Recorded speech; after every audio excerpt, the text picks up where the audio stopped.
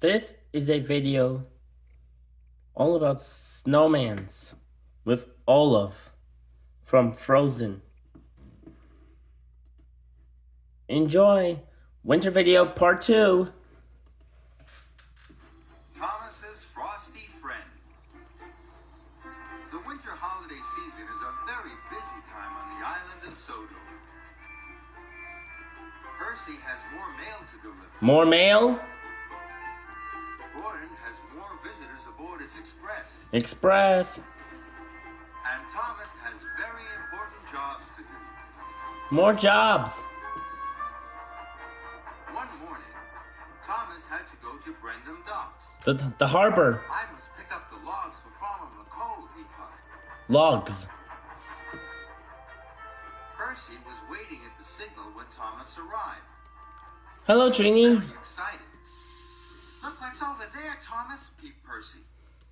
Thomas looked. It was a big snowman. The children were excited too.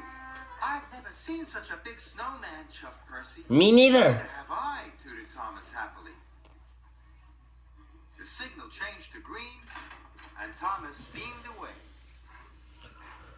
Suddenly, a strong gust of wind lifted the snowman off the ground, away from the children.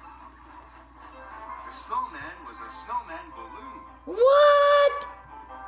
Thomas didn't see the guide ropes catch on his buckles. He didn't know the balloon was now following him. Oh no, Molly. Thomas stopped at the level crossing. Suddenly, the children's snowman was there in front of him. What? Thomas was surprised. He didn't know a snowman could dance in the air. What are you doing here, Mr. Snowman? Cried Thomas. Mr. Snowman said nothing. I don't know. You must go back to the children, tooted Thomas. They'll be very sad without you. The snowman blew away. Thomas was happy the snowman had gone. He raced away from the crossing. If I puff past, chuffed Thomas, Mr. Snowman will never be able to follow me. Oh, brother. Thomas arrived at Brendam Docks.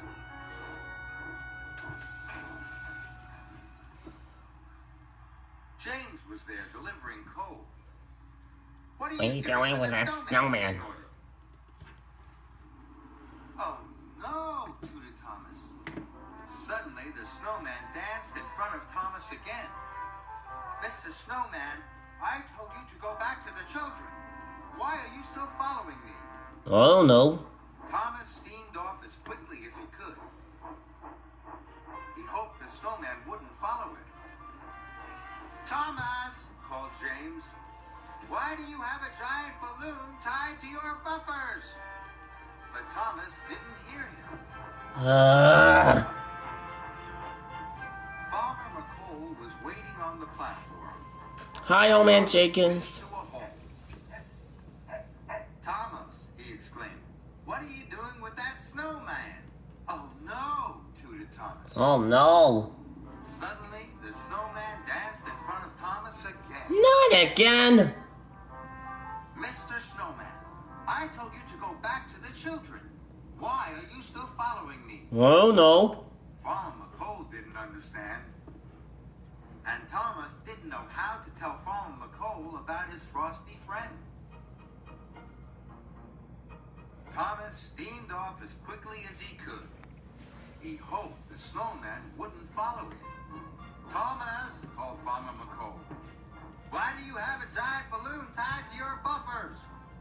But Thomas didn't. A giant snowman in Molly's buffers? That is so funny. Thomas had to stop at the signal at Nathwaite Station. Hey, Willa. Emily could see the snowman bobbing about behind Thomas. Thomas, laughed Emily. What are you doing with that snowman? Oh no, tooted Thomas. Suddenly the snowman floated in front of Thomas again. Mr. Snowman, I told you to go back to the children, cried Thomas. Why are you still following me? I don't know. Thomas steamed off as quickly as he could. He hoped that the snowman wouldn't follow him. Thomas, whistled Emily, why do you have a giant balloon tied to your buffers? But Thomas didn't hear her. He didn't know how to make Mr. Snowman go back to the children. Then he had an idea. "I'll hide," puffed Thomas quietly. Thomas chuffed into a lonely siding. He couldn't see the snowman. Mr. Snowman won't be able to find me. Then he will have to go back to the children. Suddenly, a gust of wind blew hard. Mr. Snowman danced in front of Thomas again. He was still following him. "I must tell Sir Topham Hatt what has happened," cried Thomas. "I need his help." And Thomas raced off. Oh. Thomas puffed back into Maithwaite Station. Farmer Mccoll and Sir Topham Hatt were there.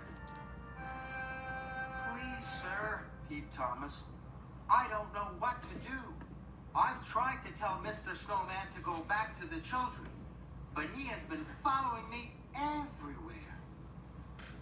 "And he still is," laughed Sir Topham Hatt. "The snowman is a balloon, Thomas. And he is caught on your buffers. He is following you because you are pulling him." "A balloon?" whistled Thomas. "I thought snowmen were always made of snow and ice." Thomas felt very happy. Now he could take the Mr. Snowman balloon back to the children. The children were delighted to see Thomas and Mr. Snowman. Thank you, Molly. And cheered. And Thomas was very happy to have returned their frosty friend.